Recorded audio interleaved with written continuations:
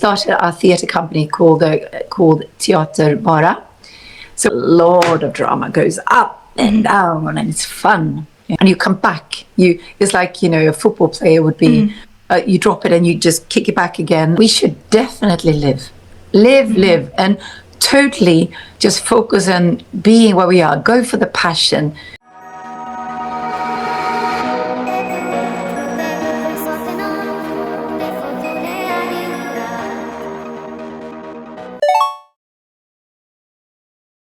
Hello, my dear friends. Welcome to Enigma podcast. This is the podcast where we dive deep into the world of creativity and explore the creative journeys of artists, creators, and writers. I'm your host, Diana, and joining us today is Sara, a very talented actress and also a film producer. So could you please introduce yourself, Sara? Hello. Well, my name is Sara.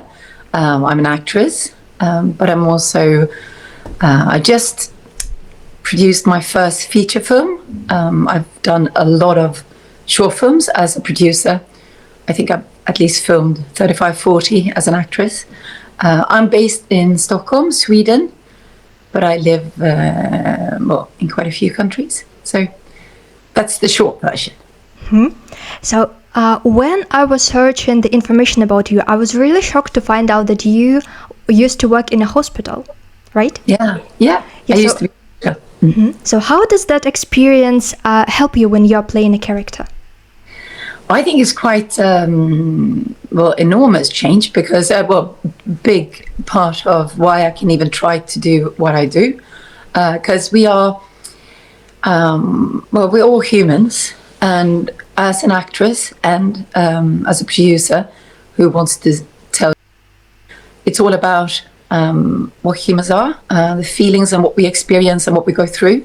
I haven't done I have a different training as an actress, but I think because I started as a doctor and being in the ER or just in all situations in the hospital, you see humans when they are really just naked.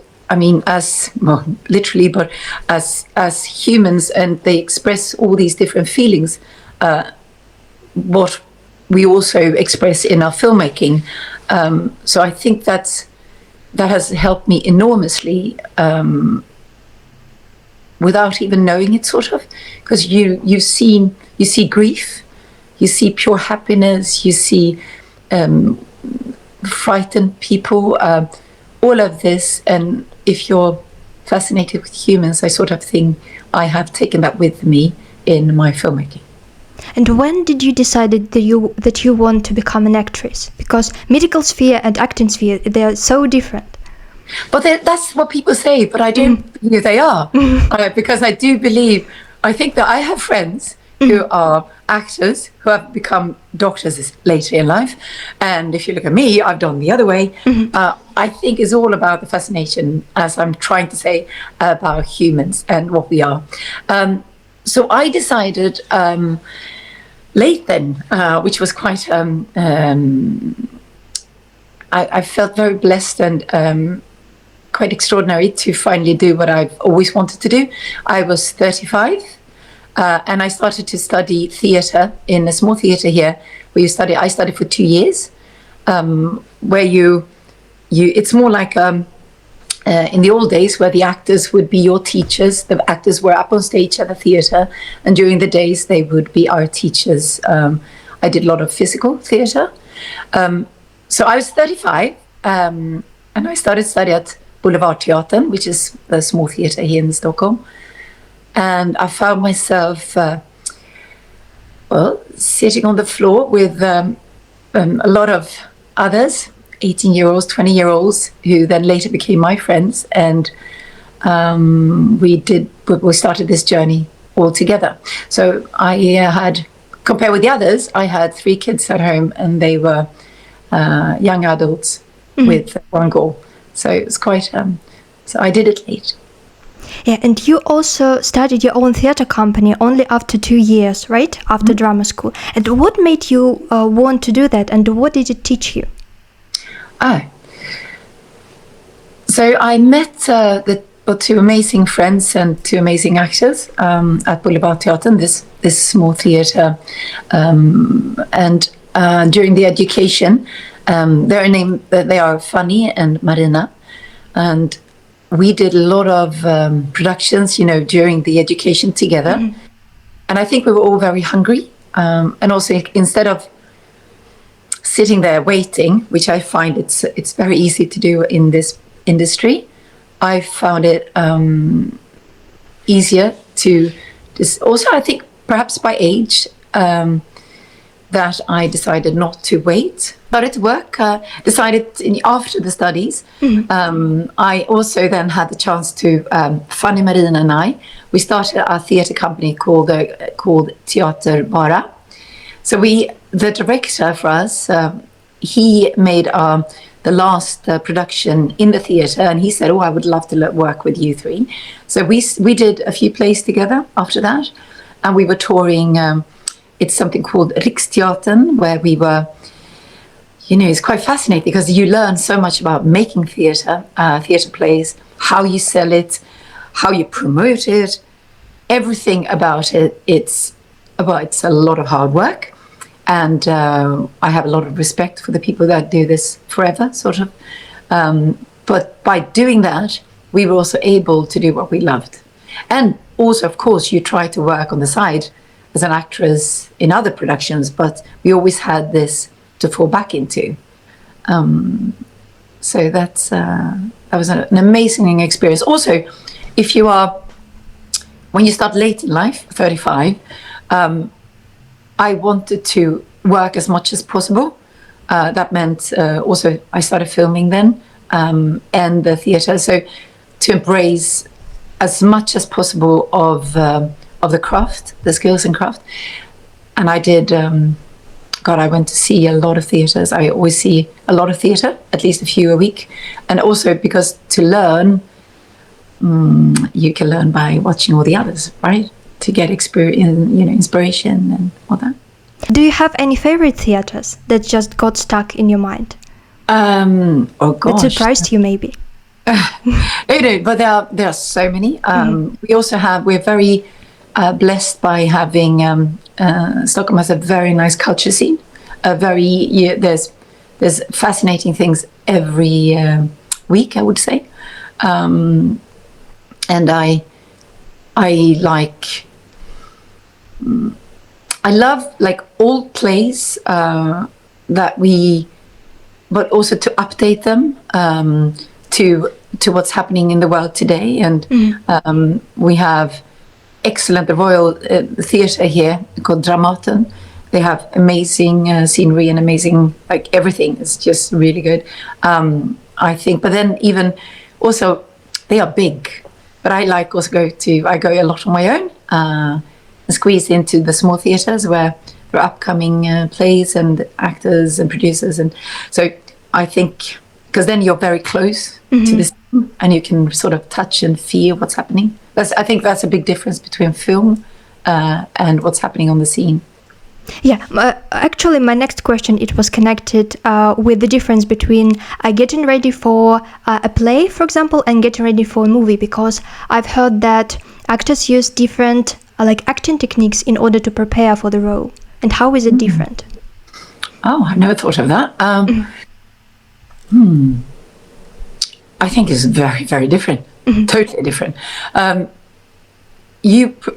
prepare myself as really, I really prepare myself in both ways, because that's the only way for me to feel deliberate and to be able to, if something happens, you know it by heart. Because if you lose, or you on the stage, for example, if you would trip or you lose a sentence, or the other actors, if you know it by heart, and I'll come to how I prepare for that, you can always pick it up. You do something spontaneously, but you always know where you are, and you come back. It's like, a football player would be, you drop it and you just kick it back again. And that I find is extraordinary fun. That's when the mistakes are made, also in the filmmaking, that's when it becomes real.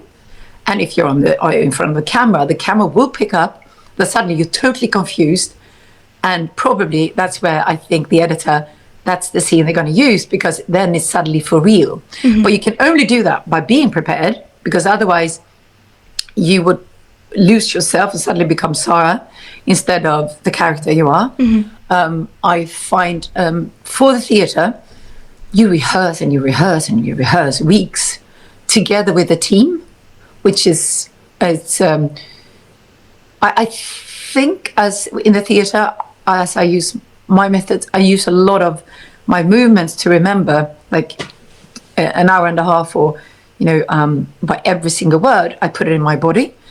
So I use a lot of technique of remembering all of that in my body. Somehow I use that in my filmmaking as well. As an actress, you don't use weeks, because often you get it so quickly. And if I'm casted to come in, like if you do an audition and it's a serious one, a big one, often you only have 2 days to prepare for that. And that means drop everything aside and totally go into the character, and because you really got to know the script and why you're saying things. And for me, I do that. I start with walking, a lot of long dog walks, to be able to first get all the lines, and then to understand what I'm doing. Thank you so much for sharing it, because it's always so interesting to know like the preparation routine for actors and actresses, because they're so different. You've said that you love playing characters who are complicated and who like live on the edge of society. And what draws you to these kinds of roles? Oh, that's exactly what I love to do. Because I'm not in. It's just, why do I do this? I do it really to be able. My dream is, my goal is when someone, if I touch someone, it doesn't need to be 100 people. If it's just one single person that feel something when I do a character, that's my goal, to let people disappear and experience what it is in some way. Hopefully that helps them in some way. And I just love to dress up and be, good looking at a party, and I love fashion and all of that. But what I do believe is that we're just humans, and I really love to dare to show myself in front of the camera without any makeup, be as ugly, or I've done films where I vomit, or, the most intimate, fragile positions there are, because I believe that's what we are. All of us are humans, and all of us have moments where we struggle and we have no clue what's going on, and all of us can lose everything we have, I believe. And to show that and to be able to portrait that, it's just the biggest gift I can have, I think. And can you share one of your favorite roles that you played? I must say it's the feature films where, that I produce myself now.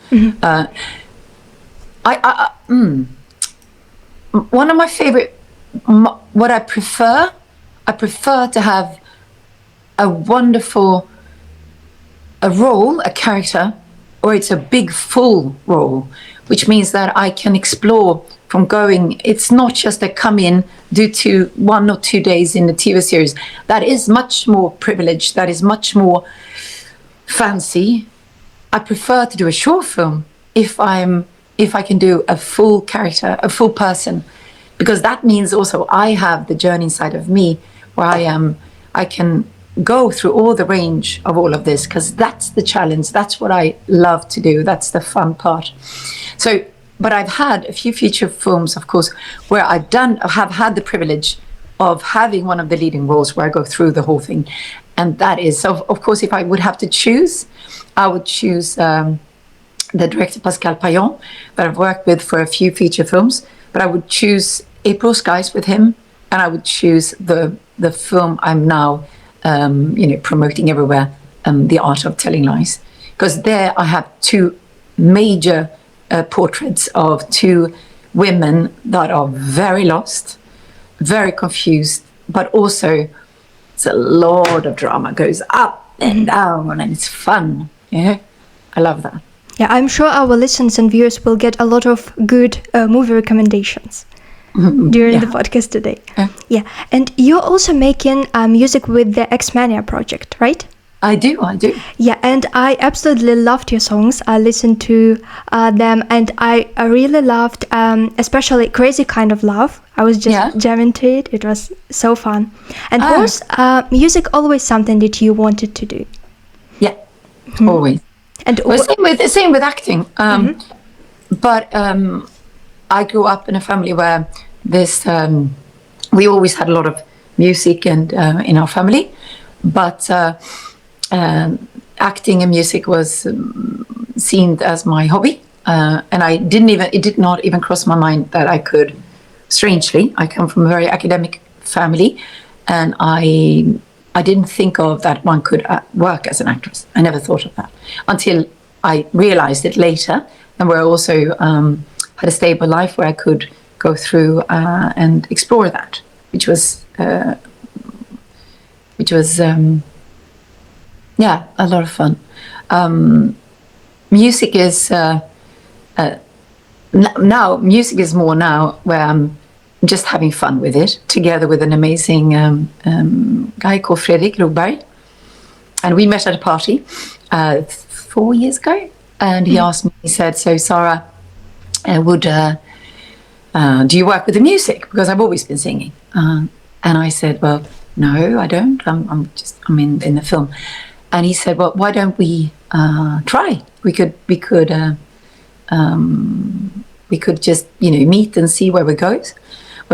And he is very much into the 80s, a lot of electronica, a lot of synth. And myself, perhaps privately, I listen to all kind of music, a lot of Bach or jazz or pop or the late. I really listen to a lot. I don't listen so much to the electronica. But then this week we released a new song, which it's a French house. I speak French, so I love that we explore this as well. So French pop, and now we have a new song coming up as well.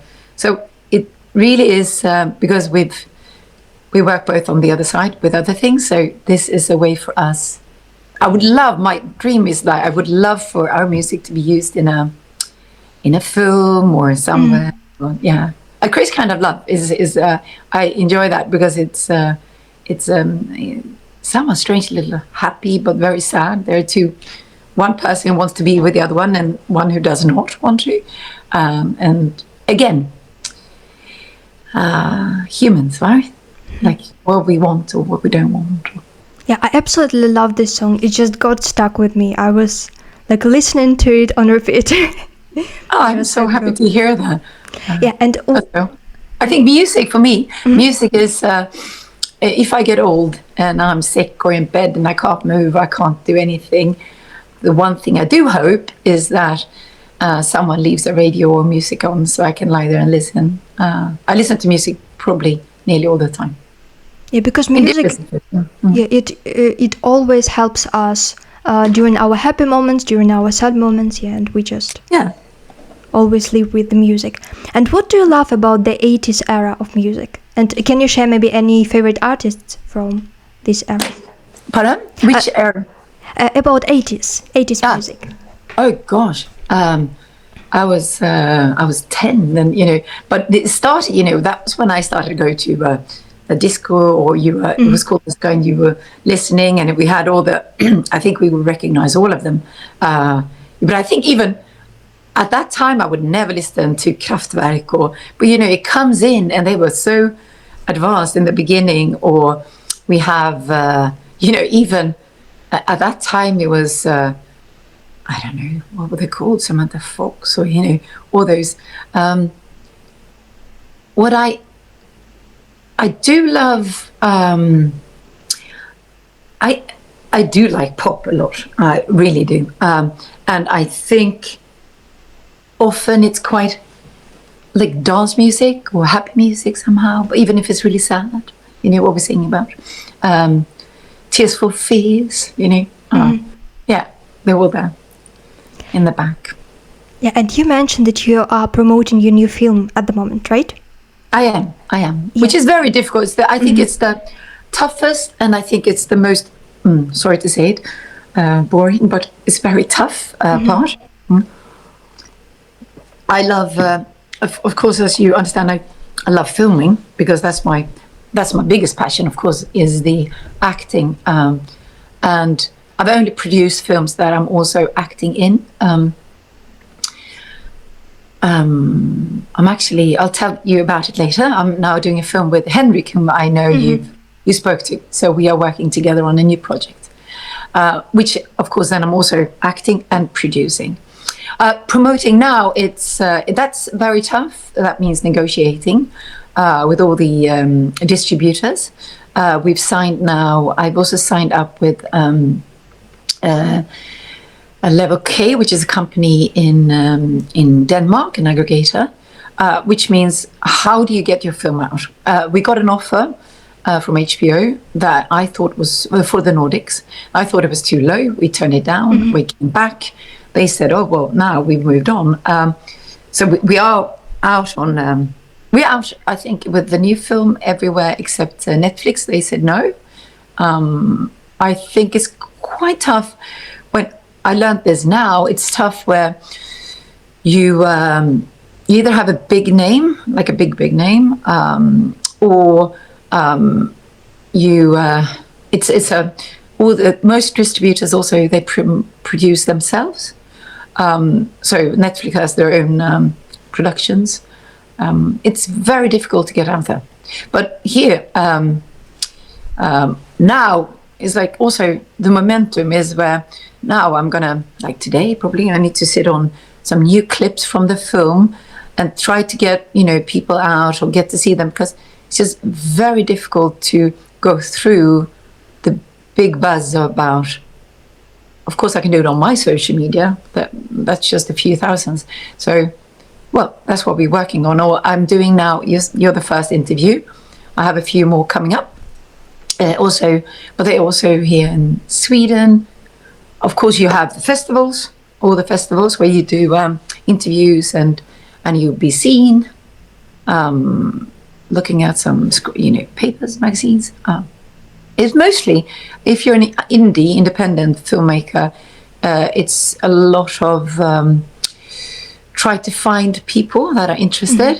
Because I think what's really selling for us in our film is that we made, what I believe, I don't know if you've seen it, but with our film, The Art of Telling Lies, it looks like $1 million film. Pascal, the director, is also the cinematographer, with just made on a very tiny budget. And that's quite remarkable, how you can make a feature film without being broken, ruined with the money, because it's just, and I can tell you soon about how you can do that, because I know I know how you can make a feature film with nearly no money. Yeah, but unfortunately, the creative sphere, it's full of rejections, and it really makes me sad, because a lot of indie directors, they don't get the opportunity if they can't promote their film properly, right?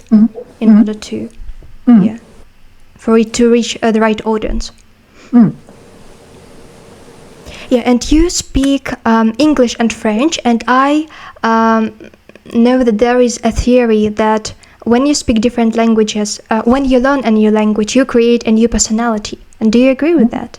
For example, when you play a character speaking French or speaking English, does it influence the way you perceive the character? Oh, it definitely influences the way I'm perceived. I think we all are, even privately. If I speak Swedish, which is my mother tongue, I'm very bubbly and I go up and I go down, and so that, of course, and if I am that in my role as a professional, of course I am.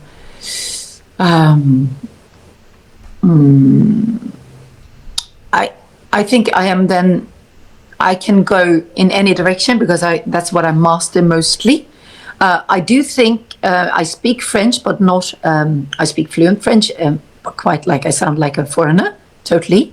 And of course, that influences also. Perhaps I'm a bit more, in a certain way, a bit more focused or a bit more. Not as bubbly or not as present as my personality comes out, and perhaps that is I have less chances or less alternatives to make my character. English, that's different. English, that's also like a mother tongue. We speak English at home. Then that's very different. I think I can also have the liberty of go in all kind of directions with the character. The languages would not influence me how I am, and how my choices are as an actress.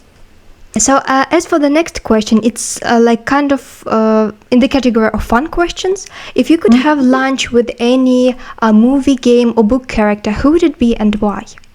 Oh my God. A character in the film. That was the most fun. Okay.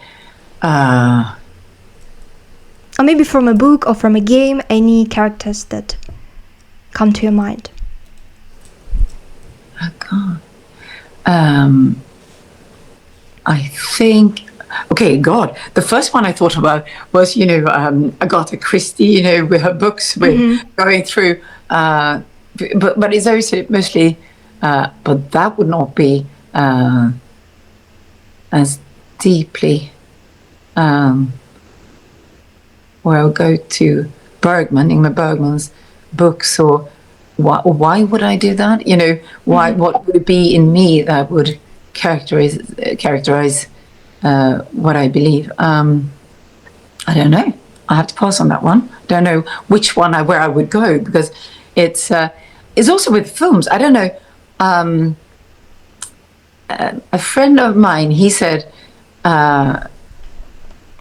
we had quite a discussion about the Last Battle. The Last Battle that's now been out with on the films that won Oscars with what's his main character? Yeah, I've heard about it. Yeah, but I also forgot the name. I know it's coming. The Last Battle is about which I watched in a film in cinema.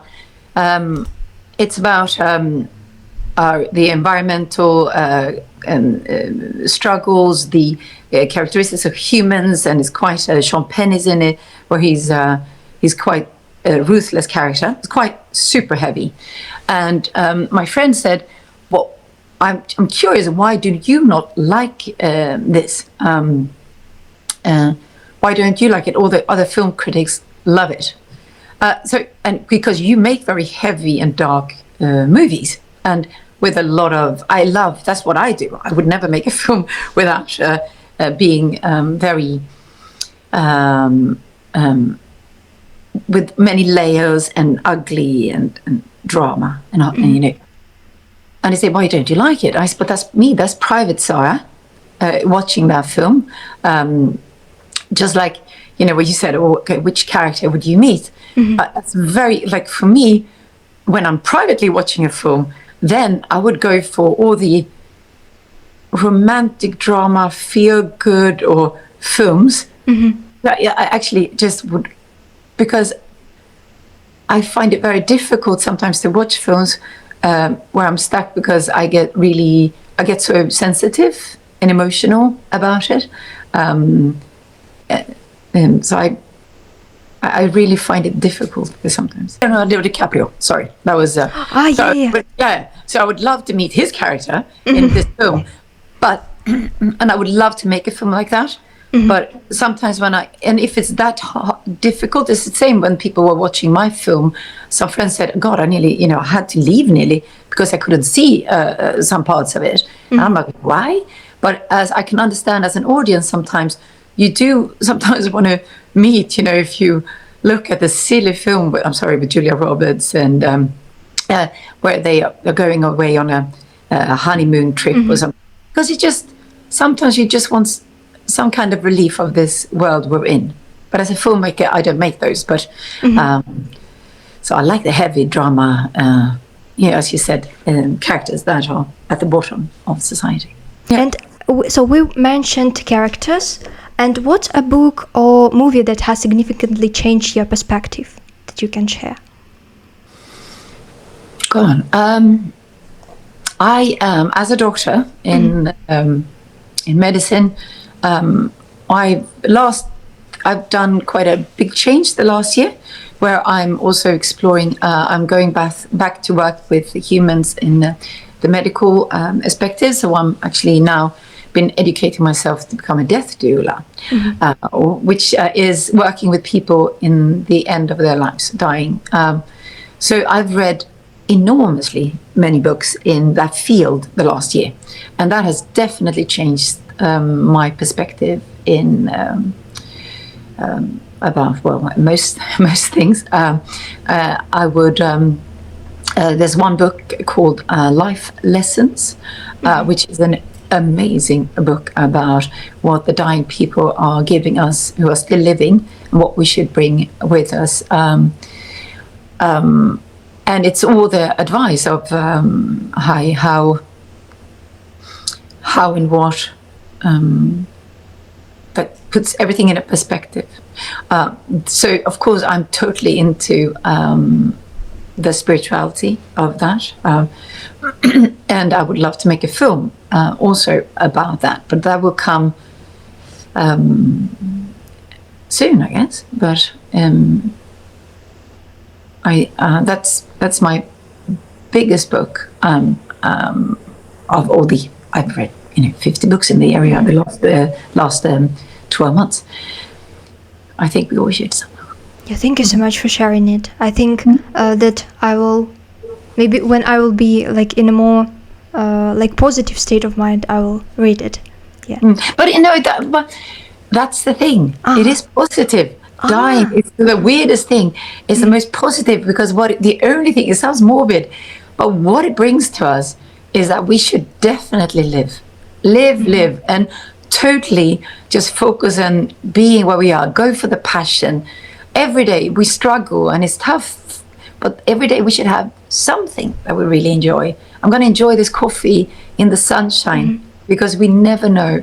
I think that's what I've learned the last year, also by reading all of this. And of course that also influences music or film or working. What is it all about? I think also that's what creativity it is. What do we have? Because we have no idea why we're here. So I think to be creative is a way to explore and to try to make sense or try to feel good, because we could have anxieties or not feeling well, or so to be busy or be express things by writing books or what we do. It's a way for us to handle living. And now we'll go to the section with questions from viewers and fans. So the first one is, looking back at all your roles, is there one character that really stuck with you after filming ended, and one you had a hard time letting go of? Yes, definitely. This is definitely The Art of Telling Lies, Marlin. I don't know anyone has seen it, but so I won't give it away too much. But it was so deep and so hard. So the last film day, the last 2 days, I called a friend of mine. He's a very good actor, and I called him and I said, "Please help me, because I don't know how I'm. I'm not. I don't know. I don't think I can. I can't finish this. I can't do the last 2 days. It's just too heavy, because it was so dark. Where I'm literally killing someone and trying to be I'm so mean." But to become that, I didn't want to be mean. I just had to work. They're all parts of you, I think, as an actor. You lift up to the maximum. You make it so much bigger than the reality is. But it feels, because when I'm up there, it is real, and I feel that. Otherwise, I'm acting. But of course, I am acting. But I'm not acting. I am that character. So after that, I said. I did manage. I went up and he said, just say the lines, just go up, say the lines, and you know it by heart, so you'll be fine. So I did say the lines, but it took me 3 weeks at least to come back to normal. And I said to myself, I will never ever film again. It's not worth it. The price is not worth it, because I was very dark. I'm not a dark person. I'm very light-hearted, I think, and positive. And this was so heavy that I've never been depressed, but this was really hard, because it was in me. So that was, took me, and after a month, you forget, and you're like, oh, I want to film again. I want to go there again. But it took me some time to let her go. And how did you manage to overcome that? By being with your friends, my family, running sporty, being outside, be with my dog. And remember, this was a character. This was not Sara. And it was not the truth or reality. It was something I made up in my head to become that evil. But I did actually, for the first time, because I don't do drugs, but I understood that the Joker, Heath Ledger, that he was not mentally right, so he went through into that. I don't know, but I can understand that it's just very, very heavy, and for him to do that role must have been super hard. Yeah, when you were describing your situation, I immediately thought of him, of Heath Ledger.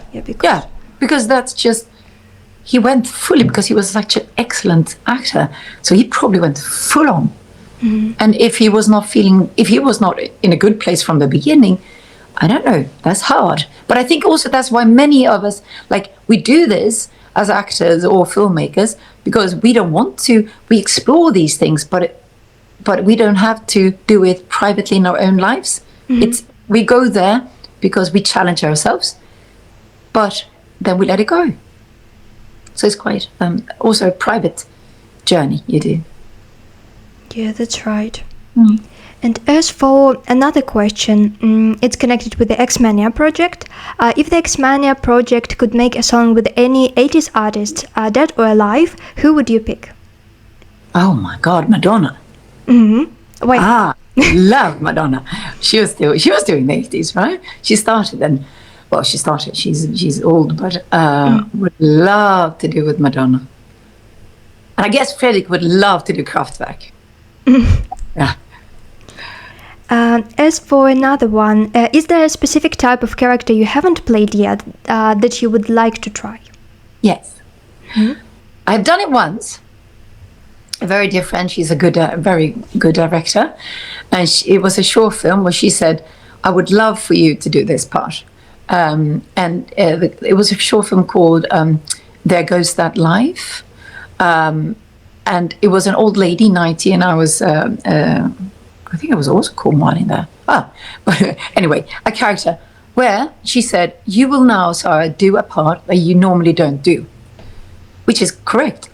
She asked me to do a very vulnerable, not status character. And because I know you privately, and this is who you are. You're not like a toughie. You come out because I'm mostly casted as with status roles with tough characters, hard, ice cold, or lawyers, or I've done a lot of military stuff. But she said, I know you, and I would love for you to try to just be the fragile, sensitive character that you are. And I did it, and it was so much fun, and I would love to do that again. Yeah, I hope that you will have an opportunity to do that. Yeah, I hope so. That would be fun. Or I make it myself, because I would love to be that. Yeah.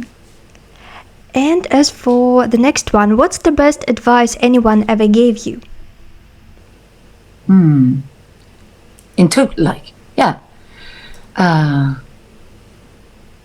it's actually one of my best friends. He sent to me saying, just 2 days ago, thank you for being you. And that stuck with me, because I feel that advice, if you turn it into an advice to say is that be you, and that's good enough. So to really, and my father often says, Sara, you need to be more healthy, selfish. That sounds strange, but it's such good advice. It is not about being selfish. It's about remembering who you are and don't put everyone else in front of you, which I normally do.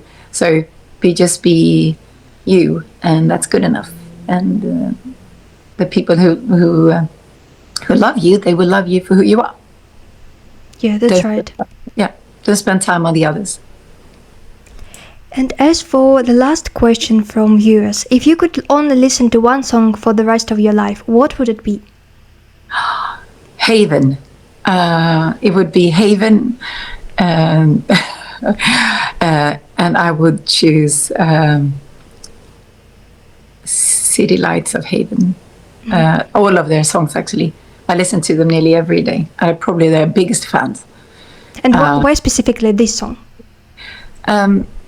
Haven, it's just like most of the songs it's really just like we see, like soft for your heart, and it's very melody like soft, and it just makes me feel very happy and calm and soft. So if you haven't listened to it, listen to Haven's album. The album is called City Lights, but they're all Underwater, Beginners, One Day. I love all of them. Yeah, thank you so much. I will definitely listen to it. Yeah, definitely listen to it. But it's but if you're happy, you go straight into I'm listening to Strange Nights at the moment, which is a total different song. I have Seinabo is a Swedish singer. She has one song called Words. They're all when you go running, or you want to calm down, or you're sad, or you're happy. So I have like playlists for every month or every kind of emotion. And I use it in my film acting. That's what if I need to go into a character and I can't find her, I know that I have working songs that I put it on and I start crying immediately because I've worked with those songs. So music is a very good way for me to get into a character if you need to do it in 30 seconds in front of the camera, I mean. It's so fascinating, like the power of music that it has. It just... Yeah. Yeah, and now we'll play a game called This or That. So I'll give you two variants and you have to choose one of them quite quickly. Oh, God. So the first one, theater or film? Film. Drama or comedy? Drama. Hero or villain? Villain.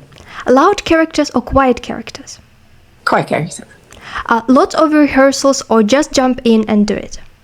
A lot of rehearsals. Writing songs or singing songs? Singing. Pop music or dance music? Oh, I thought that was nearly the same. Pop. Coffee or tea? Coffee. Love coffee. Books or movies? Books. Movies. Books. Both. Books. Early bird or night owl? Huh? Early bird or night owl? Oh, late. History or future? History. Hollywood blockbusters or indie films? Indie. And the last one, filming in a studio or on location? Location. That's good, of course. Yes, fun. I'm like, why did I answer that? Like, it's just like super the fun. first thing that came to your mind. Yeah, just had a coffee, so now I'm drinking hot water to try to get the coffee away. Yeah, and before we wrap up, do you have any exciting announcements that you'd like to share with our listeners and viewers about upcoming projects? I have a few upcoming. I had a meeting yesterday with the actor Henrik Norman. We're working on a short film. I said to myself I would never do short films again, but Henrik is one of my best friends, and we both said, why are we not going to do what we love? And he's an excellent actor, and we are now we are privileged to work with an amazing director called Jon Tornblad. So he it's going to be a short film, but it's about the environmental issues, that how much we need to focus on the environment to save this planet, which I think is super important. That is very exciting. I just realized I have a TV series that I've written that we're gonna do a last focus on before we either we let it go or we do it now. It's called Verbia Stories, and I'm working with Fredrik tonight on a new music. So I'm excited to do that. Those are my three at the moment. And then I have castings coming up. So Yeah, I'm really excited for all your upcoming projects, and I'll definitely check them out. Thank you so much for having me. Yeah, so I will also leave all your like social media platforms in the comments or maybe in the description, so people could be in tune with all the news that you have for upcoming projects. Yeah, so thank you so much for Thank you for having me. Today. Yeah, so if you enjoyed today's episode, please consider subscribing, also leaving us a comment or liking the video. Yeah, and until then, keep exploring, keep creating, keep shining, and we hope to see you next time. Bye-bye. Bye.